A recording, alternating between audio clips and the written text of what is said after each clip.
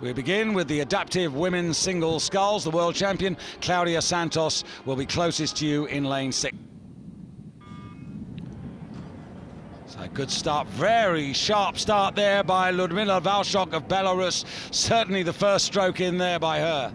Absolutely, and do you know, I'm looking at this, and Helen Rainsford, she's got such a long length of stroke. She's really going out there, and you see Walczak rating slightly higher than Rainsford, but Rainsford is really levering the boat through, and she's pressing against that chest strap to do that, which I'm not sure is going to help her breathing that much in the race.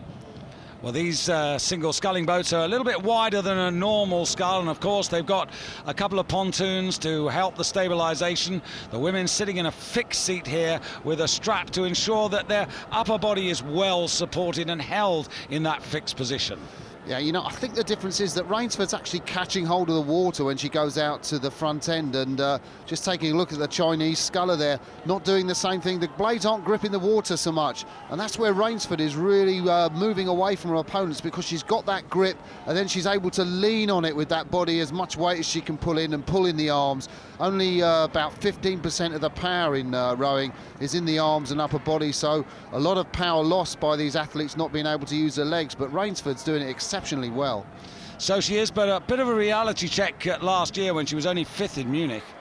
Yeah, that's going to be a tremendous disappointment for the world champion, and Walczak there, she was tremendously competitive in the World Championships against Santos, who we haven't seen, the Brazilian, who's out of the race at the moment, and Walczak not having the same success against the rejuvenated Helen Rainsford at the moment in this race. Yeah, the Belarusian who carried the flag for her country at the 2006 Winter Paralympics, where she got a gold medal in the Para-Nordic skiing, and just about in second place at the moment. But Helen Rainsford really building up this advantage, and you can see the gap here, and not far away now from the half distance, deep into this second quarter. Yeah, it's more like skiffing this, you know, she's really leaning the weight of her upper body in that, and the scullers have got these two sort of outriders on each of the riggers as she comes through 500 metres with a very healthy lead, and those outriggers to balance the boat, because they haven't got feelings in the lower part of their body, they're just using the upper part of the body to balance, and that means they need these outriggers on the side, otherwise it'd be too difficult for them to keep the boat level. Rainsford, Walczak, and then Kiprianova, and the biggest surprise of all is Claudia Santos, who is down in 6th place and well out of this race. Yeah, no, she hasn't performed in the heats here, and that is a big surprise. But at the moment, it was just surprising to see Rainsford so far in front. I mean, I know she performed well in the heat, but what an outstanding scull. And when I say it's like skiffing, I mean, you really do see her putting the weight of her upper body onto the end of the boat, really connecting well. And this is a woman who learnt to scull in Guildford when she went down there, picked it up very quickly, and her coach, Chad King, has really done wonders with her, as we see the Chinese and Belarusian scullers there. But I think the scientific way that Britain has programmed their Paralympians has really paid off, and that's why they're in front of these contenders here. Yeah, Helen Rainsford, who was a pretty effective member of the Great Britain women's wheelchair basketball team, actually won silver medals at World Cup level in that particular sport, but she's actually mastering this, and world champion she was 2 years ago, disappointed last season, but I tell you what, it's going to take a miracle here for anybody to catch her, because the angle there is quite deceptive. You can see Walczak still in silver medal position. Laura Schwanger of the United States out of picture, beginning to make something of a move now, the former Paralympic track and field athlete, but they're surely not going to catch Helen Rainsford.